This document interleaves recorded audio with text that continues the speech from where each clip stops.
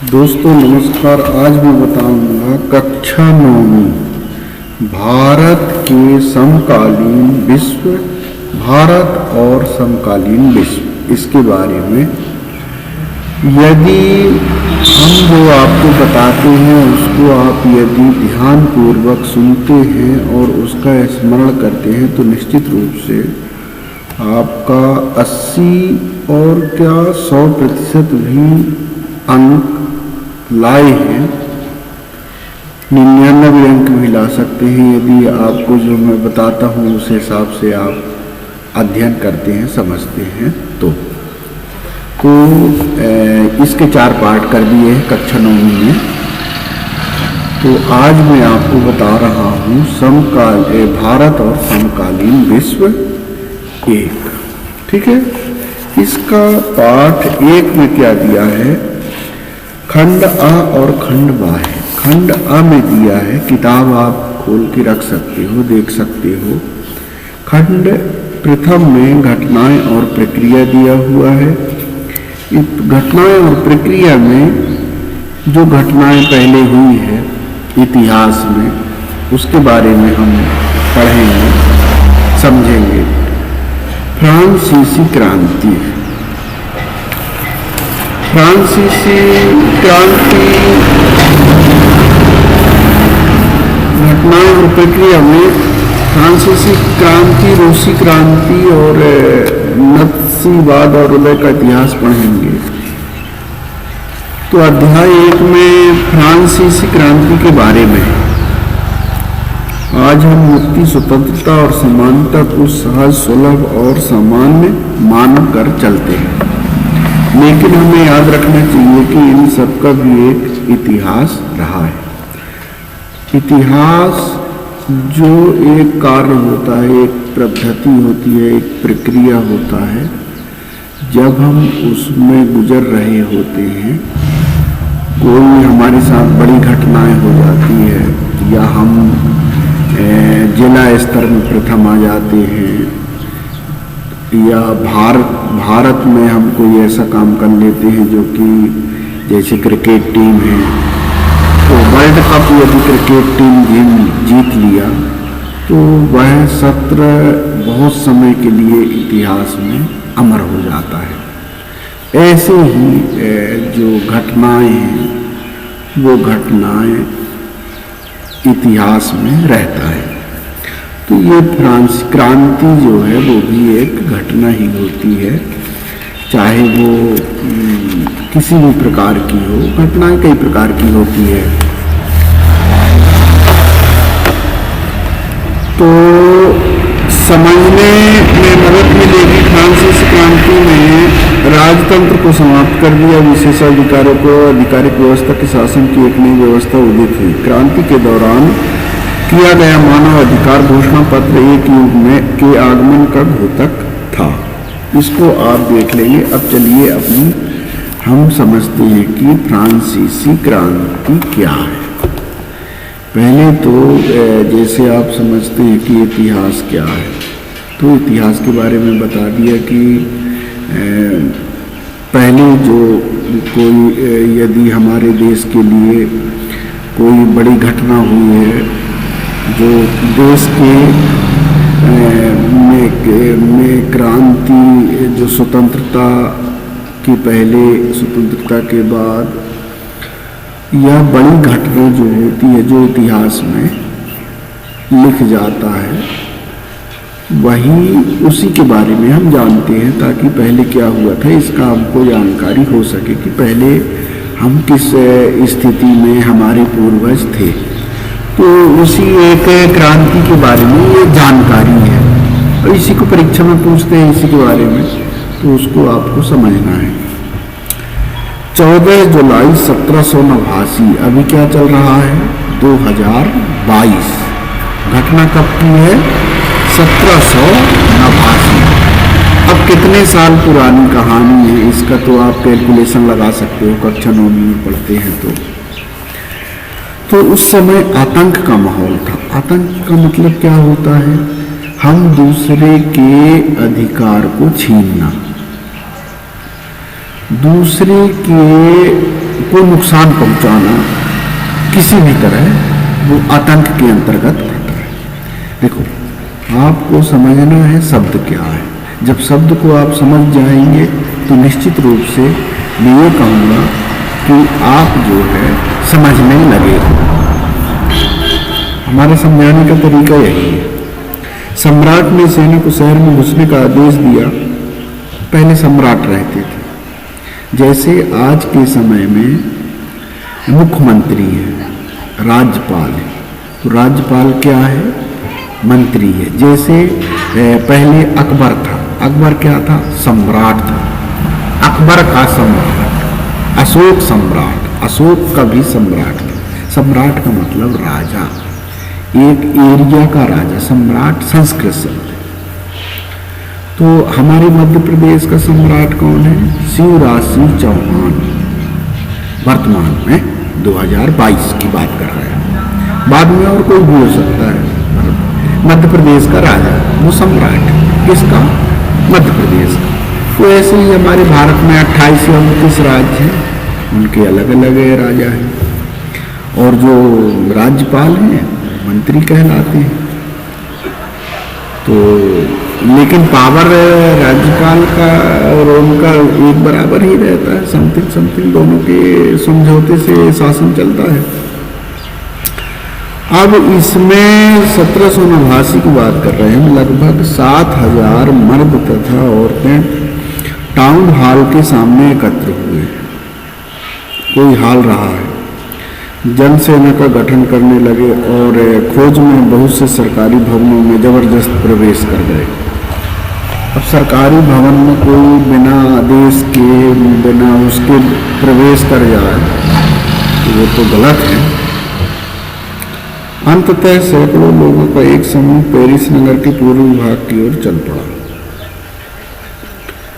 और गोला बारूद तो पहले से भी चलते रहे हैं लड़ाई में।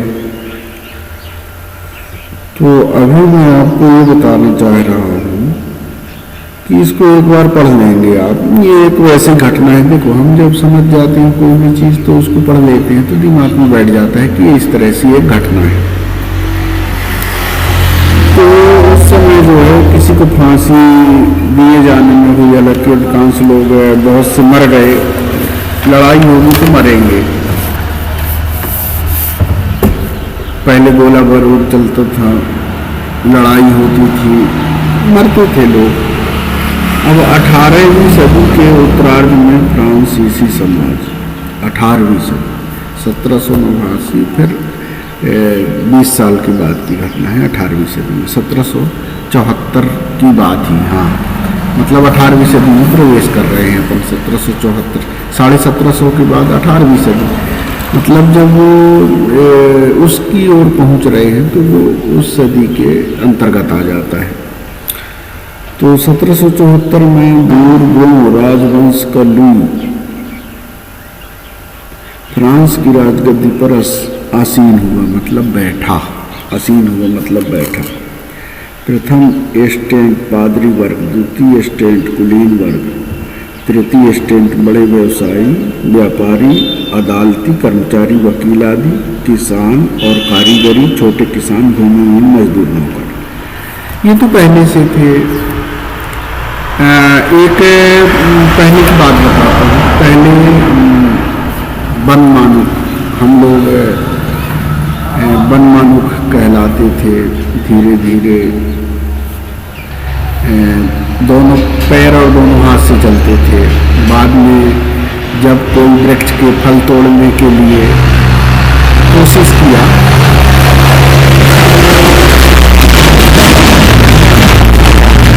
वो खड़े होने आदत उसमें आ गई कि हम तो जो हाथ और पैर से चलते हैं तो हम पैर के सहारे खड़े हो सकते हैं। तो वहाँ से खड़े होना शुरू हो गया। उसी तरह से विकास की प्रक्रिया धीरे धीरे शुरू हो गई। पहले कच्चा मांस खाता था मानव, तो हजम भी करता था।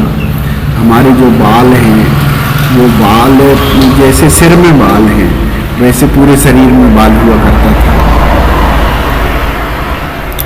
ये भी एक इतिहास के अंतर्गत ही आता है, सामाजिक विज्ञान में ही आता है। तो पहले का इतिहास कैसा था उसको हम समझ रहे हैं, यही सामाजिक विज्ञान है। 90% किसान थे, किसान तो बहुत ही थे, 90% किसान थे उस समय। 60% जमीन पर कुलीनों, चर्च और तीसरे लगान भी देते थे। जो अनाज उत्पन्न होता था उसमें उत्पादन के आधार पर लगान भी देते थे, उस समय की बात है। और जीने का संघर्ष, जनसंख्या 1715 में 2.3 करोड़ थी। किसकी जनसंख्या? फ्रांस की। फ्रांस के बारे में हम पढ़ रहे हैं, तो फ्रांस की जनसंख्या, भारत की नहीं, फ्रांस। अब 1789 में 2.8 करोड़ हो गई, जनसंख्या बढ़ती जा रही है। भारत में भी जनसंख्या बहुत बढ़ती जा रही है, इसमें कोई रोक नहीं है। अब ये आप देखिए, हिंदू, मुस्लिम, सिख, ईसाई, मैं कहता हूँ कि आज के वर्तमान समय में जनसंख्या पर नियंत्रण सभी जाति धर्म में एक सा होना चाहिए, तो हमारी शिक्षा में उसका अच्छा प्रभाव रहेगा और वह आगे के लिए भी ठीक रहेगा। यदि आप जनसंख्या नियंत्रण नहीं करते तो परिवार में स्थिति जो है वो गंभीर हो रही है।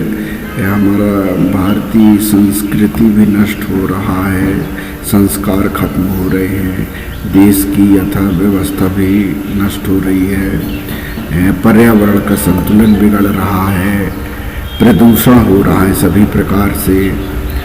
तो इसमें भी जो है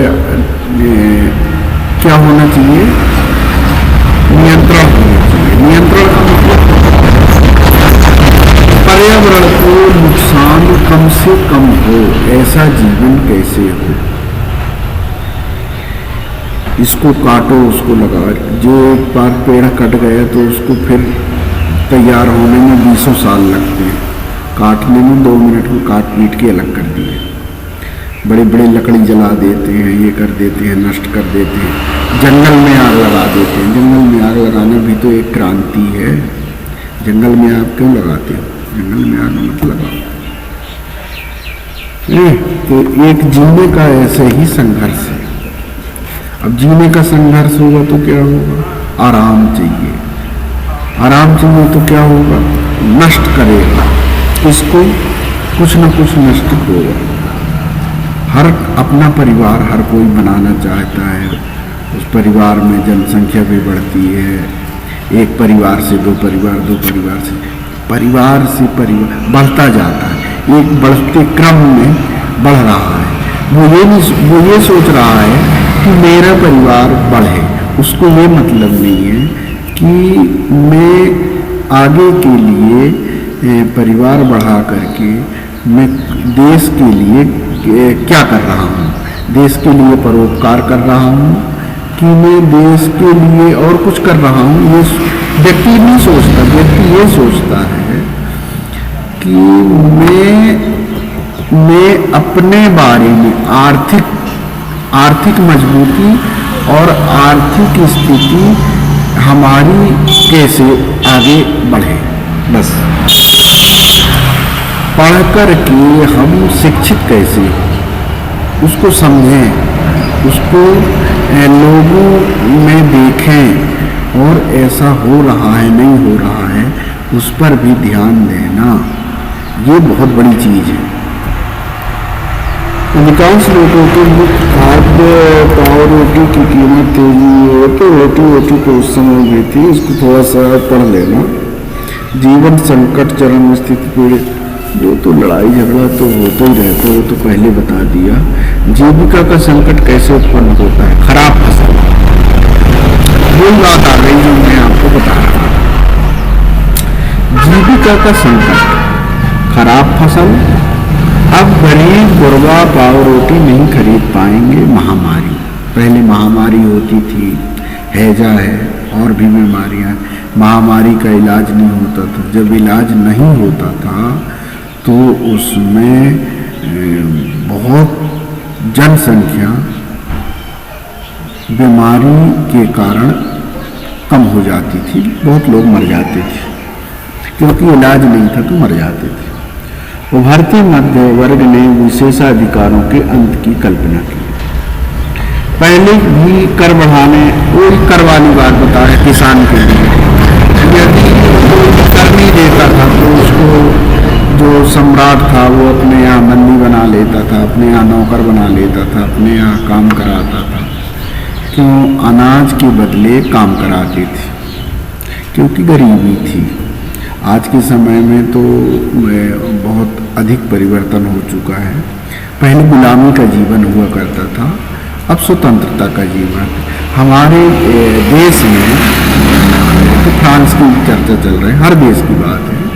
भारत जैसे गुलाम था तो हम अंग्रेजों के गुलाम थे। तो अंग्रेजों के गुलाम कैसे थे? अंग्रेज यदि आया, वो बोलता था कि मेरे साथ चलो, यदि हम उसके साथ नहीं गए तो वो उसको गोली मार देता था। उसके लिए कोई कानून अलग से नहीं था। तो पहले की स्थिति ये थी कि हम किसी के गुलाम में थे। इस तरह से हमारा जीवन आज़ादी के पहले था, और अब हम स्वतंत्र हैं। यदि हम भारतीय नियम के अनुसार चल रहे हैं, संसद के संविधान के अनुसार चल रहे हैं, तो आपको कभी भी कोई दिक्कत नहीं आ सकती है। इसको भी थोड़ा पढ़ लेंगे आप। प्राचीन स्वतंत्र में हुए अनुभवों का वृतांत, वो तो मैं बता दिया कि पहले क्या था, ये एक घटना है। और अब क्या है, वो इतिहास में दोनों चीज़ें लिखी जाती है तो बड़ी घटनाएं होती है, चाहे वो सही हो या गलत हो। दूसरा में आ गया क्रांति की शुरुआत। क्रांति की शुरुआत होती है, फिर वो अंत भी होता है। ये दो को हम अगले वीडियो में आपको बताएंगे। बाकी आज के लिए इतना ही। कक्षा 9 का ये भारत और समकालीन विश्व का पार्ट 1 है, जिसका हमने एक बताया कि क्रांति, किसमें? फ्रांसीसी क्रांति के बारे में। अब क्रांति की शुरुआत अगले वीडियो में बताऊंगा। मेरा अगले वीडियो में आप देख लेंगे। मेरे YouTube का पता है 9SS TPS, क्या है YouTube का पता, और मेन YouTube है का पता जो है वो TPS BHD है। दोस्तों नमस्ते। और याद करने से अच्छा समझना, और समझ के लोगों को भी जागरूक करना सबसे बड़ी शिक्षा होती है।